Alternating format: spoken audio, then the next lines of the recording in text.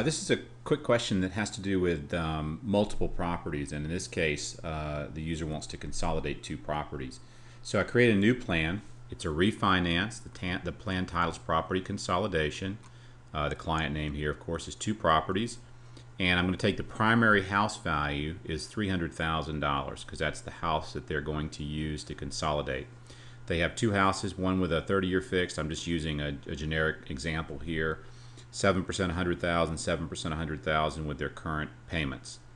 I'm going to jump right over to the Analyze tab. And what that's going to do is bring up that the client has 200,000 current borrowing at an average of 7%, 4.9 after tax, and their payments are 1060 and 1091. You'll notice for each of these mortgage payments I have the escrow expenses for those two payments. One here and one here. Now what I'm going to do is I'm going to consolidate those into one new 30-year fixed, and I'm quoting a 30-year fixed with 1 point. That's the plan I'm creating for this client. Now all I'm going to do is I've got the property values 300, I got a 30-year fixed. I'm going to do a loan for 2045, and that's because we've got a 1 point, which is 2045, and 2,500 in closing costs. So we've got 45, 45 here. So I can just go through and jump the loan to 2045. That's going to cover most of the closing costs and bring the cash at closing to a nominal, almost zero amount. Then I put in the new pre-tax interest rate for the new loan of 5%.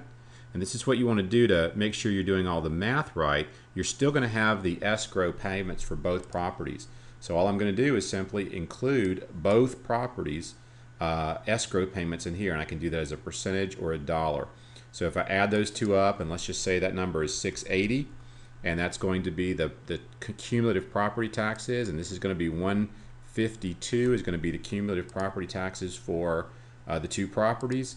Then I save that number because what I'm doing is I'm consolidating the two properties into one loan, but I want to make sure I'm still including apples to apples, both taxes and insurance. The other way to do this would be to simply clear that and have no taxes or insurance on these two properties and none on the new one. That way what you're effectively doing is just comparing your principal and interest, and you're leaving the escrow stuff out completely. But I like to include that. When I come to my transaction costs, again now I've got a positive cash available of $4,600, so now I'm positive because I increased the loan amount just a tiny bit. I've got the pre-tax rate comparison. They were paying $2,151 a month, now they're paying $1,930. That gives them an extra $221 a month in positive cash flow.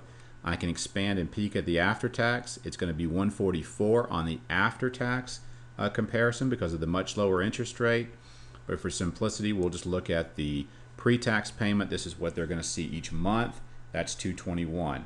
The client plans to be in the house for a long time, so we're going to compare it over 30 years. We'll assume that the property appreciation rates are not going to be an issue because I don't want to put property appreciation rate in from an equity comparison standpoint because I still have two properties that are appreciating. So it's not really relevant to doing this or not. If the properties appreciate or don't appreciate, it doesn't matter. So leave that at 0. On the payment comparison, this is what I would have paid over 30 years, $751, $767.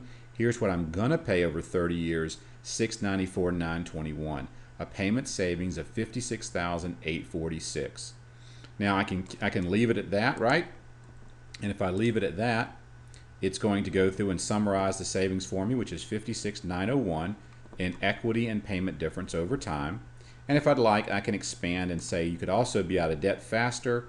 How would we be out of debt faster? Oops. How would we be out of debt faster?